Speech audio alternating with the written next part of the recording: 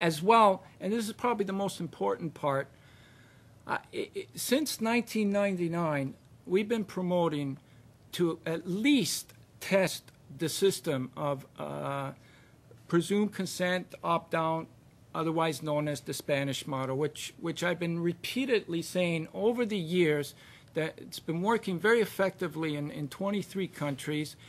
And over these number of years, it hasn't even been tested here. And to know that we might have a system in front of us that can effectively help address this shortage so that we won't have to see situations like we're seeing here today and not being tested, to me that's a disgrace, you know. And why has it been taking so long? So I am urging, once again, the provincial government, every provincial government across the country, as well as the federal government, to test this situation out. You know, we've been hearing statements that, well, I don't think the public's going to go for it. You know, people are going to start going.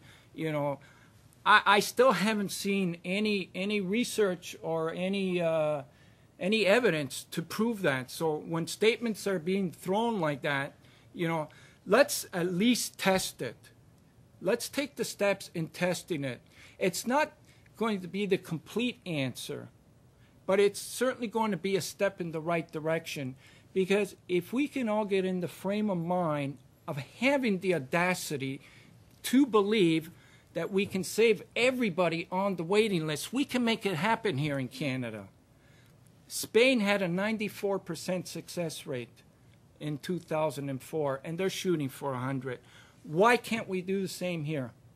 You know, so I want to begin with the question and answers, but before I do that, I want to explain what we're doing right after this. After this press conference, we're going to go out to the front of the building, and Sarah and Sherry and their dad are going to light the torch of life, which, if some of you recall, was carried by Christopher, the young 14-year-old boy that needed a liver transplant across Canada, and I'm happy to say that he's doing okay today. And the family's going to have the torch lit, and we're going to make a prayer that their mom received this precious gift, and that we can help save the other 4,000 people that are waiting. And then right after that, I'm going to start walking from Queen's Park to Ottawa, and hopefully we can get enough attention to make a difference. So with that, if there's anybody that has any questions. Can you talk about what the Spanish model is exactly? Absolutely.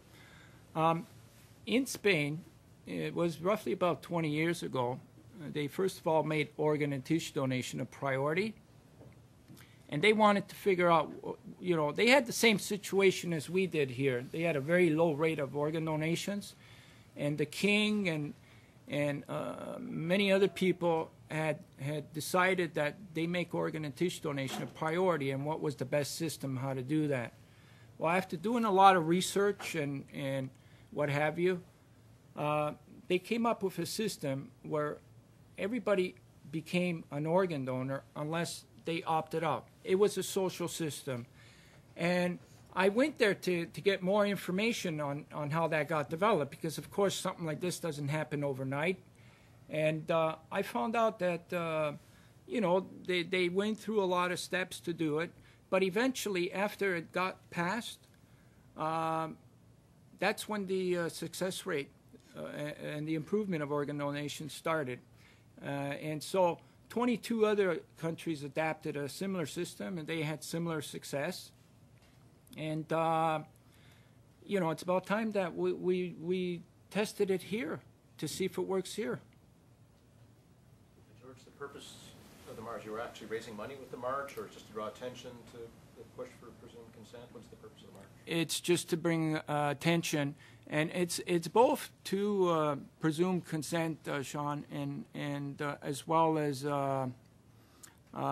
I mean, my main priority right now is to hopefully see Suzie Kine receive her gift, and so whatever it's going to take, how many more drums we got to bang or get people's attention, that's the main priority.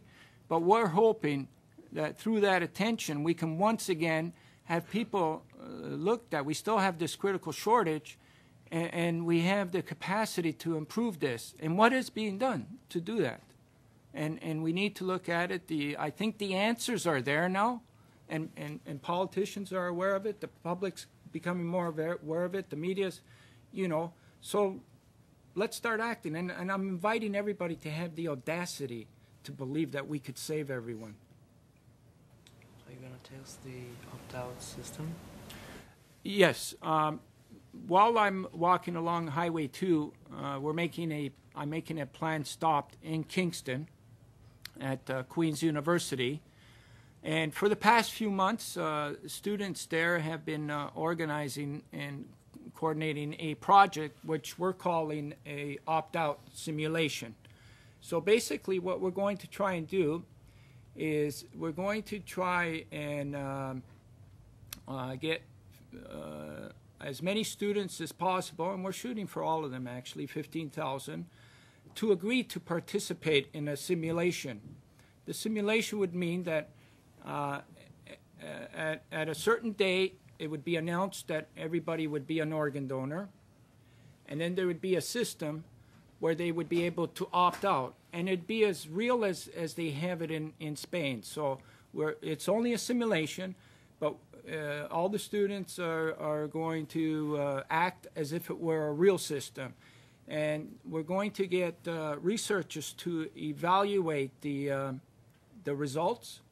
And let me tell you, if it's less than 17% of the population that's going to be opting out, then we're ahead of Spain, because that's the number of people that are opting out in Spain, 17%, and they had a 94% success rate.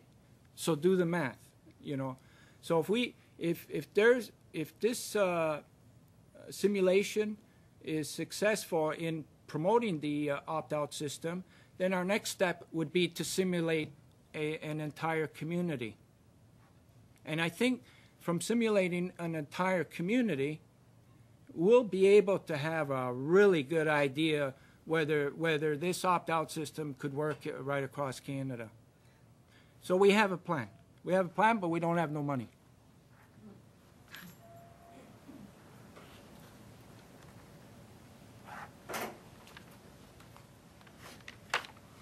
I just believe that the problem is that there are a lot of people that would have signed their donor card, but they just don't want to have to take that step.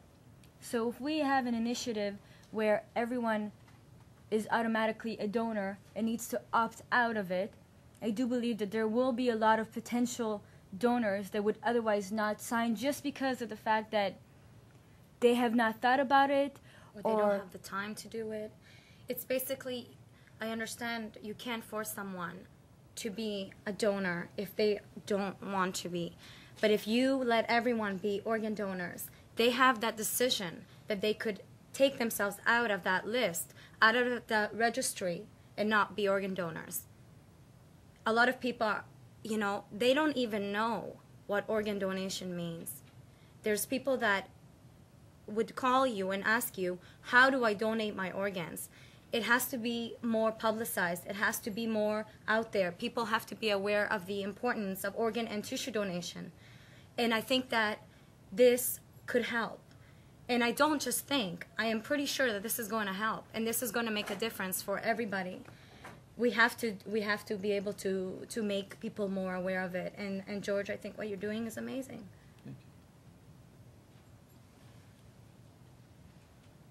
Thank you. Any? Oh. Sarah and Sherry? Or Sherry and Sarah. Sherry, Yes. S-A-G-R-O-Y. R-R-Y. And Sarah the usual way? it's actually S-A-R-I-T spelled.